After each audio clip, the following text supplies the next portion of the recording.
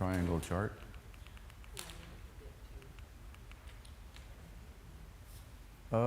That does not look like R1. Yeah, because the 13, well, yeah, it is. It was red, now it's gold. Okay, it should be, let me go, hang on a second. Okay. Does it say R1? Okay. Okay, yeah. Doug's going to have some stuff to work with. Let me go back.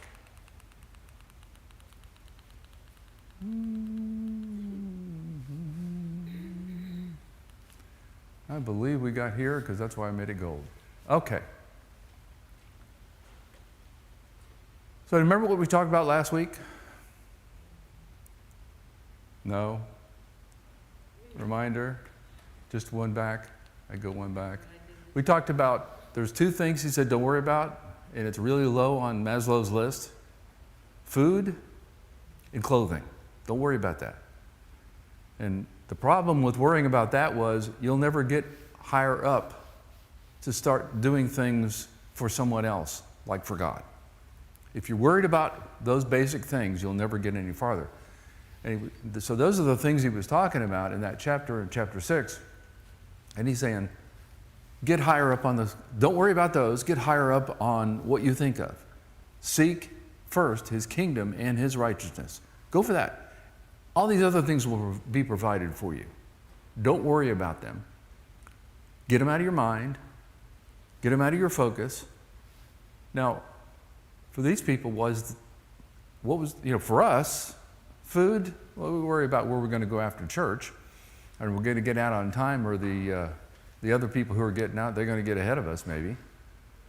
But food isn't, for most people in our society, isn't a big priority. There are people who are starving, but it's not dominant. What about their society?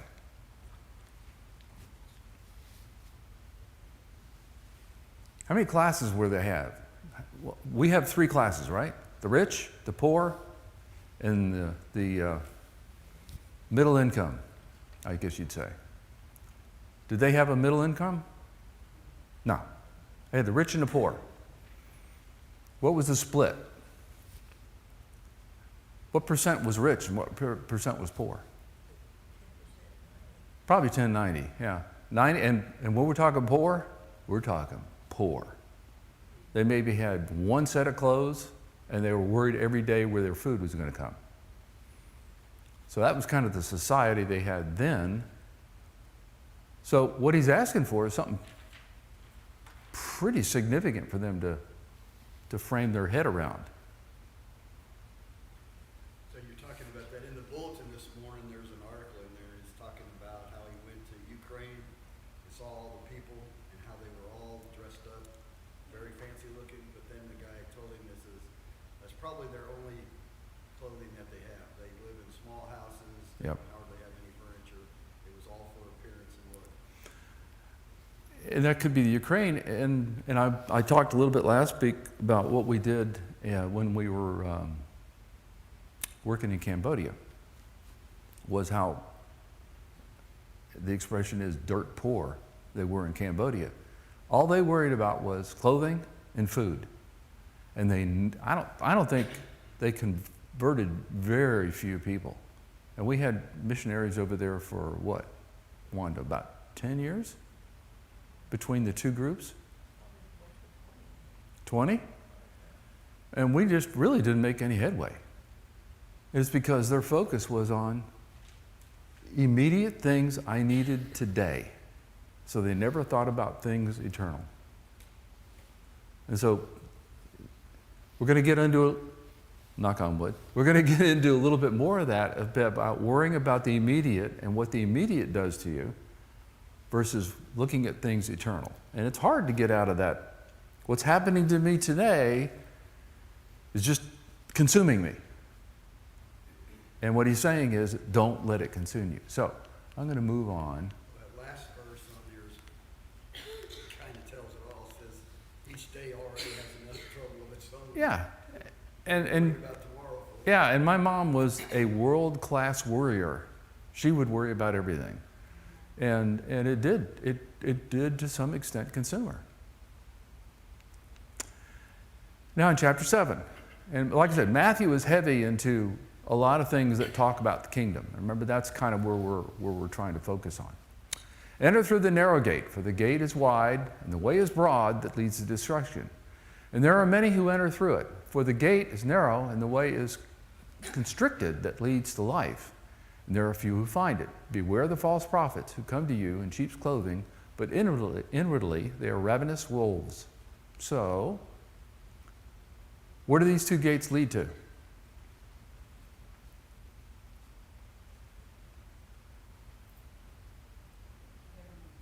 Heaven and hell. Some of this isn't very deep.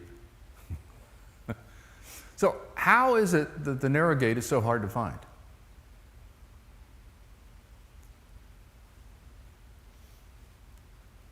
Because that's what he said. Well,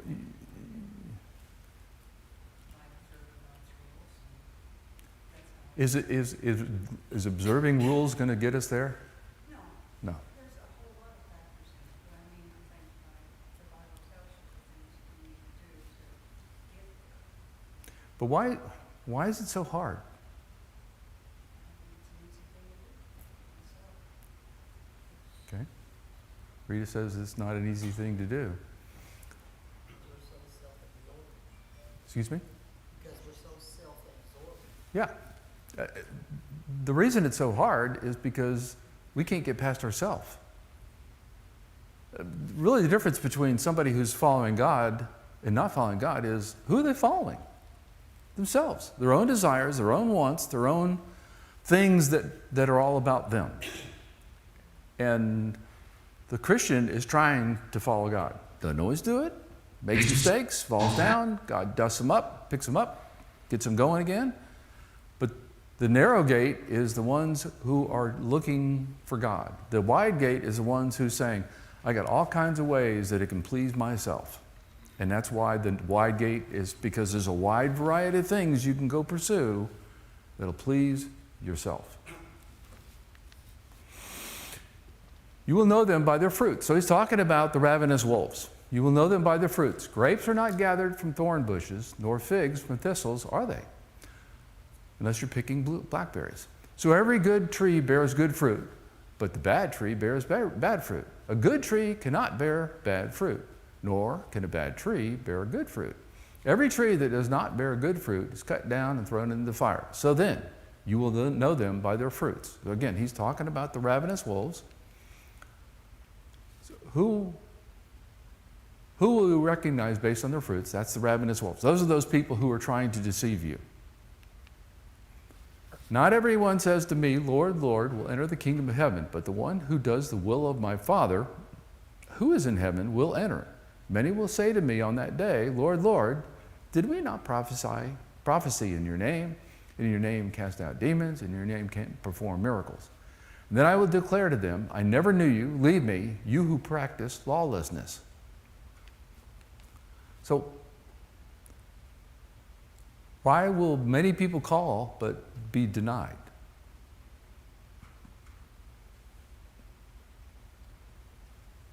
because they didn't do his will. Excuse me? I think it's because they didn't follow him like they were supposed to. Well, again, they did prophecy in his name. They cast out demons. They made miracles.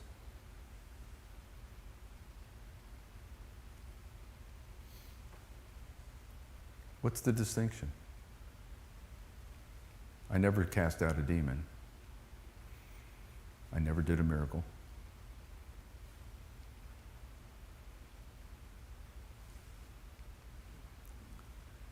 The difference is why they did it. The reason they did it was to bring fame to themselves as opposed to glory to God. Remember when Peter and John, they raised men up and everything like that, and people wanted to praise them? Remember when Paul went with Barnabas and they said, Barnabas was Mercury and Paul was Zeus? Is that what it was? And they rent their clothes. I know one of them was Mercury, but I don't remember what the other one was. And Barnabas and Paul rent their clothes because they were so frustrated because they said, we didn't come here to find glory for ourselves. These people were denied because they did it for themselves. They did it to bring glory to, look at me, look what I can do. So it isn't what you do, it's why you do it. If your heart is pursuing fame for yourself, well, you'll have that glory for yourself. If your heart is pursuing glory for God, then that's acceptable to Him. So, how are they deluded into thinking they have entry?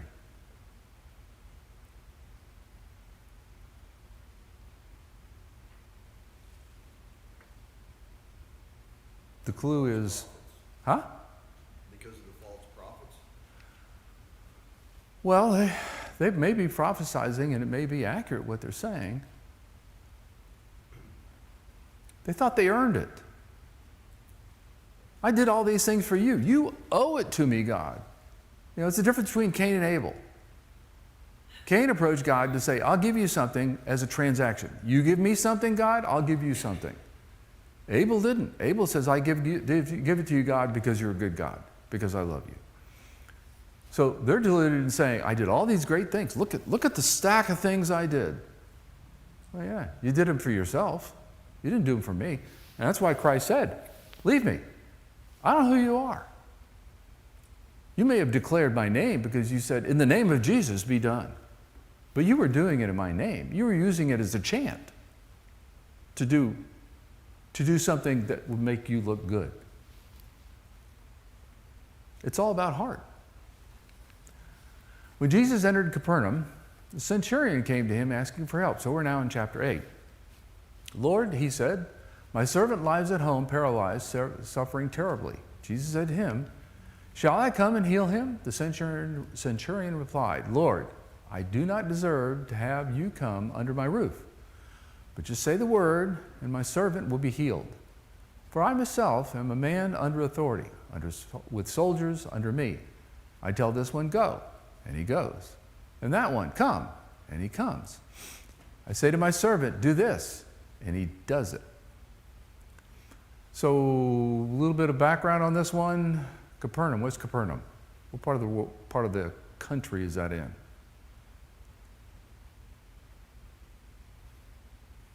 It's around the Sea of Galilee. Capernaum's up north, up in Galilee. And a centurion. What is a centurion? Man in charge of 100 people. A man in charge of 100 people. A Roman soldier in charge of 100 Roman soldiers. So, he's a pagan. Who did Jesus come to? The Jews. Remember when he went and he took a rest in Tyre? And the woman came to him and wanted her daughter healed?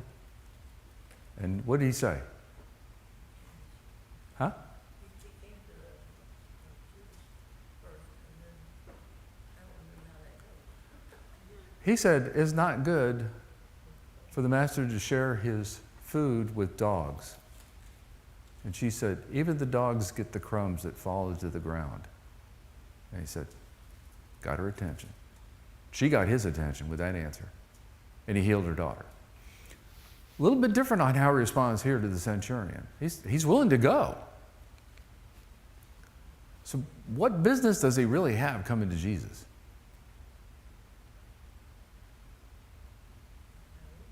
Doesn't have any business coming to him. But he had the faith and he could do it. He had the faith, which we're going to talk about next. He had the faith that got Jesus' attention, just like the woman in Tyre, who was a pagan. This centurion's about to get his attention as well. Already talked about that. Bring it to the Jews. So what did the centurion understand that the Jews failed to?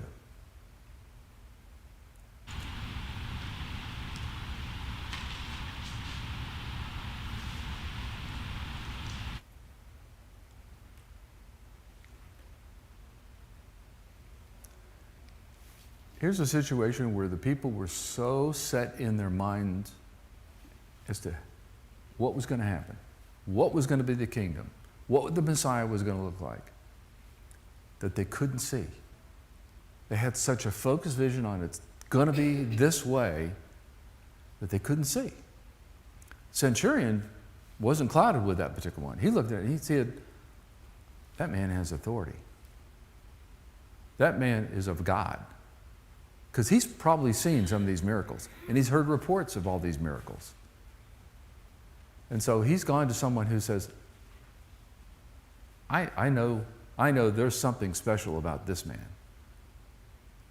And he can only be of God. So, when Jesus heard this, he was amazed and said to them, those following him, truly I say to you, I have not found anyone in Israel with such great faith. I say to you, many will come from the east and the west, and will take their places at the feast with Abraham, Isaac, and Jacob in the kingdom of heaven. But the subjects of the kingdom will be thrown outside into darkness, where there will be weeping and gnashing of teeth.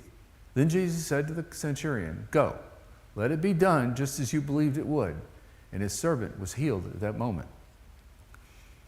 So again, getting back to the kingdom, what is it that the centurion had that demonstrated his faith in Jesus? Huh? He understood authority. He understood perfectly authority. And all the miracles, this is chapter 8, so it's very early in his sermons and his efforts here in the 3-year period that he was preaching, right? So, had anybody been healed remotely? That Jesus hadn't even seen him? Hadn't come close to him? No. The centurion made a leap of faith. You don't even have to come. If you just say the word, it'll happen. And he was amazed because the Jews said, well, maybe he's got to touch him. Remember when they were on the boat? I want to call it a boat because it wasn't a ship. And the waters was throwing them all around him like that. And he got up, and I don't know what they expected him to do, but he got up and he said, oh, be still. And the water went still. And they were amazed. They said, wow, he could do that. That kind of showed the difference in faith. Their faith was only limited by what they had already seen, and this man's never seen it. Maybe he had just reports. And in his faith, he said, you don't even need to come. Just say the word. So who are those from the east and the west that will join the feast in the kingdom?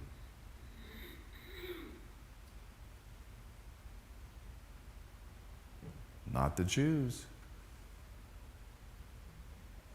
These are people outside of Judah, which would be the pagans, which would be the Gentiles.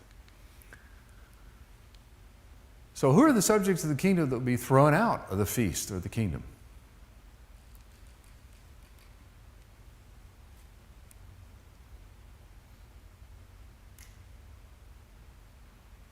Wouldn't it be the faithless Jews? The ones that he came to talk to teach, to bring the good news to tell them the word in a way that they hadn't heard it probably in centuries. And he said, those who you think are the most substantiated in the kingdom are going to be thrown out. I thought they were entitled. They did. And who was he aiming at on that one? Mostly the Pharisees, and the Sadducees, and the scribes, and the priests. Okay. Sometimes we lump together the Jews as all the Jews. And it was mostly the Jewish leadership. Because, and hopefully I'll get to it, there's that big contrast here between what I would say the rank and file Jew sees and responds, and how the leadership responds. Let's see if I can get to that.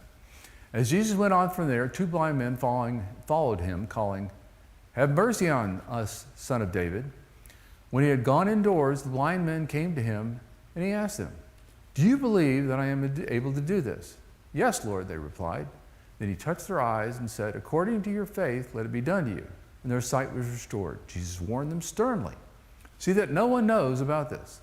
But they went out and spread the news about him all over that region. So we're into chapter 9. What was he really asking the two blind men to do?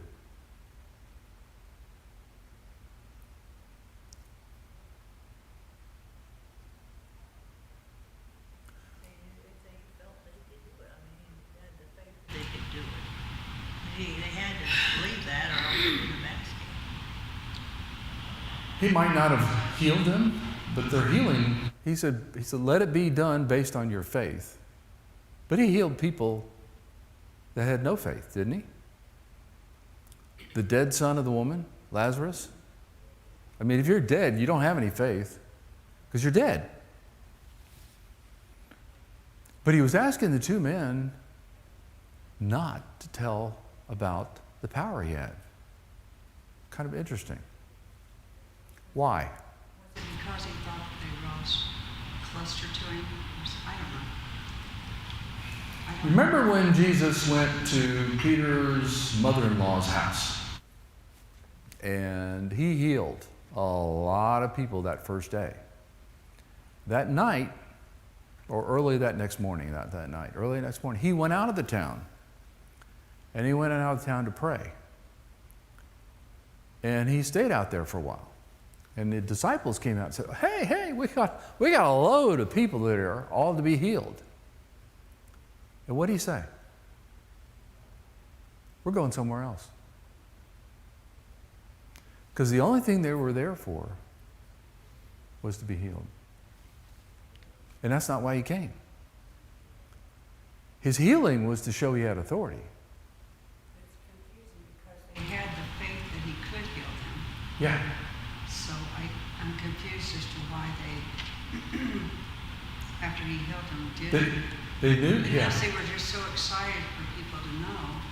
Because somebody would ask them, How did you see? Yeah. Yeah. And of course, they didn't listen to it at all. They told everybody they saw. And I think he knew that. But he didn't come to heal physically. He came to heal spiritually. What would have happened if they had no faith? Is God limited by faith?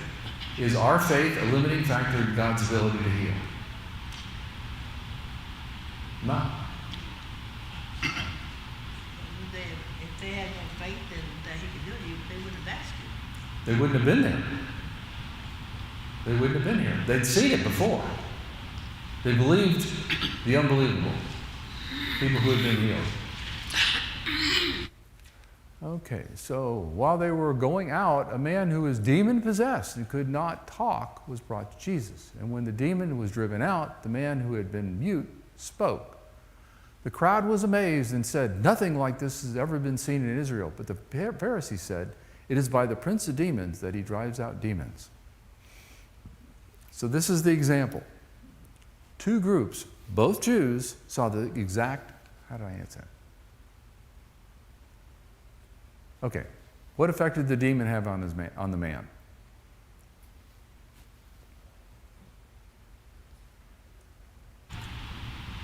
Couldn't talk. Couldn't talk. And you can. So speak up. So what amazed the people the most?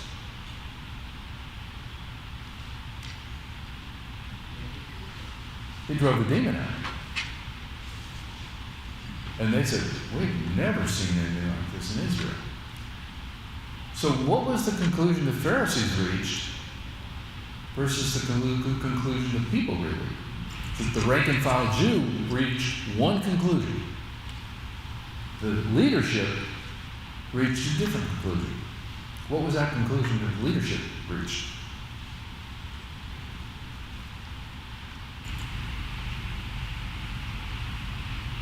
Never been done. Huh? That had never been done before. They'd never seen it. Well, the rank and file said never been seen before, but the Pharisees said it is by the prince of demons that he drives out demons. Why would they think that? Because if they gave credibility, what Wanda asked, I'm not sure if we got picked up on the mic. Wanda asked, why would they think that? If they admitted that it was a fantastic thing he had done, what would that do? Yeah, then they're going to have to admit he's from God. So by saying, hey, he did it by, who's the prince of demons? Satan. Okay, so they did it by saying, he did this by Satan. What they're doing is character assassination. Okay? He can't be the Messiah because he's working for the devil. So that was their conclusion. So you had two different conclusions reached. Discredit him. Yeah. Wherever they could, they wanted to discredit him because why? Put him down. I mean, build him up, I guess. That's because we're the ones in control, Yep, taking focus off me. and we're losing control to him. We want to have control. So we got to get rid of this guy.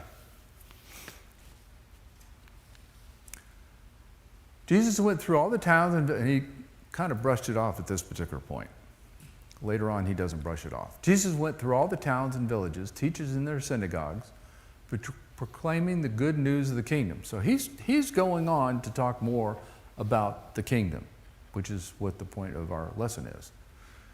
He's talking about the kingdom, what the kingdom really is, what the kingdom is coming, and healing every disease and sickness. When he saw the crowds, he had compassion on them because they were harassed and helpless, like sheep without a shepherd. Then he said to his disciples, the harvest is plentiful, but the workers are few. Ask the Lord of the harvest, therefore, to send out workers into the harvest field. What was the good news of the kingdom?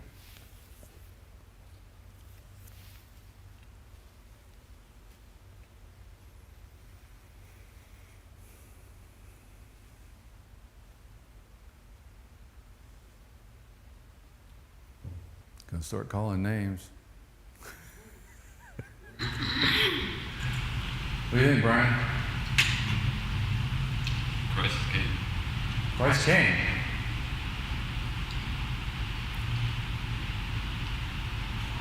The good news of the kingdom. What would that be?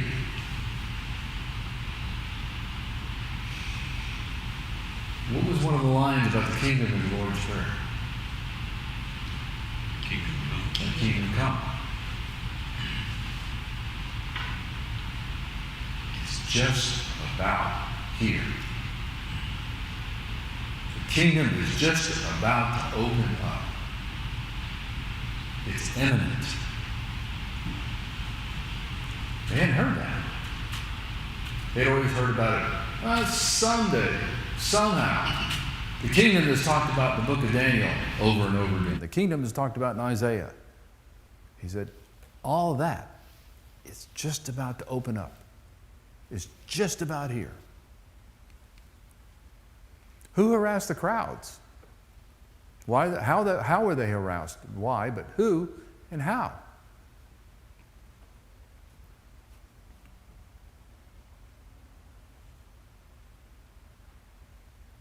The crowds were the rank and file Jews, right? Because that's who he's talking to. How were they harassed? And who harassed them?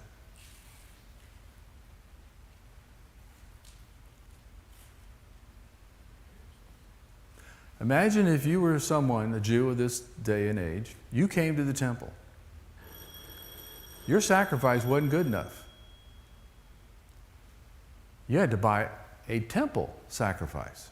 A lamb, a dove, a bull. And your money, you can't use that money, you have to use temple money. And we'll give you 10 cents on a dollar for the money you have. So, the harassment was coming from the leadership. The harassment was harassing them to come to God because they got in the way. They had a whole set of rules they had derived. You had the Pentateuch, right? You had the books of law, as well as history. You know, you have Genesis, Exodus, and you had Deuteronomy, Leviticus, and Numbers. And in that you had the law, right? That's where the law was. That's all of where it was, is in those books. But they had their own set of books that they had derived from those books, and then another set of books that had derived them as well, that said, no, you got to do all these things, and you got to do all these things. Can you see how that's harassing them from drawing close to God? That's the harassment that Christ saw, to say, these people really wanted to come to me, but the leadership is in the way.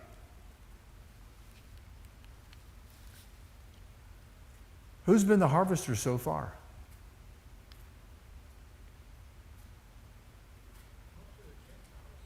Huh? The Gentiles have been the harvester. This harvester is for the kingdom.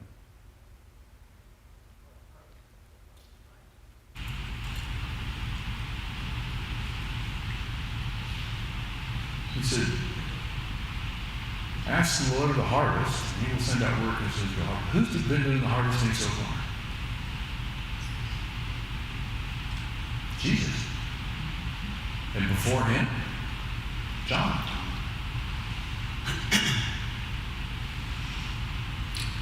So we're out of 9. But that's the good news about the kingdom. It's coming, it's imminent. And there's going to be a lot more people that have to go out in order to bring people into the kingdom. Because we've got a lot of things that have to be undone in order to get them into the kingdom. Jesus called his, well, how much do I have? This is, I think, a really long chapter. Jesus called his 12 disciples to him and gave them authority to drive out impure spirits and heal every disease and sicknesses. These are the names of the 12 apostles, and I won't go through the names, including Judas, who betrayed him. So what's he doing to increase the harvest? Yeah, I got 12 guys right here. You're going to go out and start harvesting. You're going to go out now, and I'm going to give you the authority that you need to do that. And it would be apostles. Excuse me? Just ordinary people too. Well, yeah, they were the rank and file Jew. That's who he picked. He didn't have a Pharisee at all, or a Sadducee, or a scribe, or any of the leadership positions that were part of his discipleship. The point of driving out impure spirits and healing sicknesses, Show they had authority. so they have authority, and make people open to listening to what you have to say. Because the harvesting is going to be getting people ready to come in to the kingdom. These 12 Jesus sent out with the following instructions. Do not go among the Gentiles or any town of the Samaritans. Go rather to the lost sheep of Israel. As you go, proclaim this message. The kingdom of heaven has come near. Heal the sick, raise the dead, cleanse those who have leprosy, drive out demons. Freely you have received, freely give. So, again, the last chapter, the good news about the kingdom, he just says the kingdom of heaven has come near. That's the good news. So where were they prohibited from going? Samaria and the Gentiles. To the Jews only. So how well did the apostles think they understood the message they were to proclaim versus their actual understanding? They didn't get it. They didn't understand the kingdom. They were going to go out and proclaim the kingdom is near, but what was their mindset of what the kingdom was? Earthly, physical. So how were they given that power to heal, to raise the dead, to clean leprosy, drive out demons?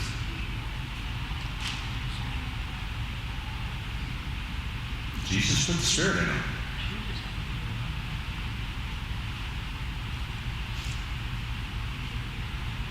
So, would any of the 12 be tempted to charge for the gifts? And if so, who would that be?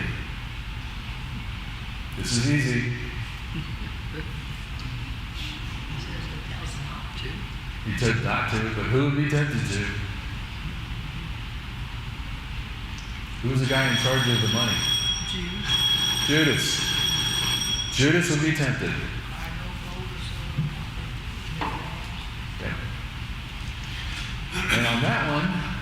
hand it over to Doug. That's it.